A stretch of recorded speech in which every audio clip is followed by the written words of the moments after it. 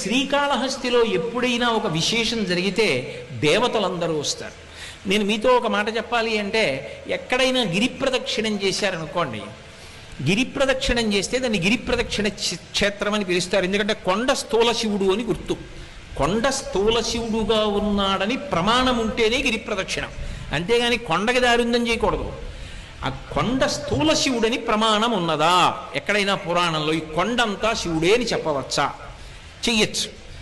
అరుణాచలం స్థూల శివుడు, గిరి ప్రదక్షిణం ఉంది. శ్రీకాళహస్తి స్థూల శివుడు, గిరి ప్రదక్షిణం చెయ్యొచ్చు. కోటప్ప కొండ త్రికూటం, 3 శిఖరములతో ఉంటుంది. బ్రహ్మశిఖరం, విష్ణు శిఖరం, రుద్రశిఖరం, ముగ్గురు కాబట్టి ప్రదక్షిణం చెయ్యొచ్చు. ఓ కొండ మీద ఈశ్వరుడు ఉన్నాడని ప్రదక్షిణం కొండకి చేయడానికి అన్ని వేళల శాస్త్రం అంగీకరించదు. కొన్ని చోట్ల గిరి ప్రదక్షిణాలు ఉంటాయి. అన్ని చోట్ల గిరి ప్రదక్షిణం ఎందుకు చేస్తారంటే, గిరిని శివస్వరూపంగా ప్రదక్షిణం చేస్తారు.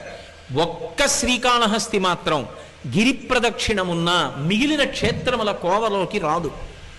దీన్ని భాస్కర క్షేత్రం అంటారు. ఎందుకు భాస్కర క్షేత్రం అంటారో తెలుసా?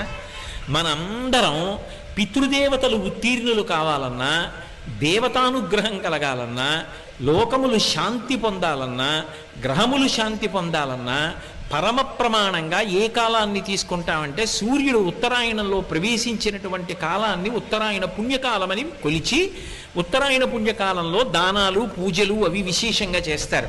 ఒక్క శ్రీకాళహస్తి క్షేత్రానికి ఉన్న గొప్పతనం ఏమిటంటే, ఉత్తరాయణంలో ప్రవేశించగానే అందరూ తనని పూజ చేస్తే సూర్యుడు మాత్రం దేవతా సమూహం అంతటితో కలిసి శ్రీకాళహస్తి కొండకి ప్రదక్షిణం చేస్తాడు. అలా ఎక్కడైనా సూర్యుడు ప్రదక్షిణం చేస్తే పర్వంలో దాన్ని భాస్కర క్షేత్రం అంటారు. అటువంటి చోట దానికి చాలా పద్ధతులు చెప్తారు పెద్దలు.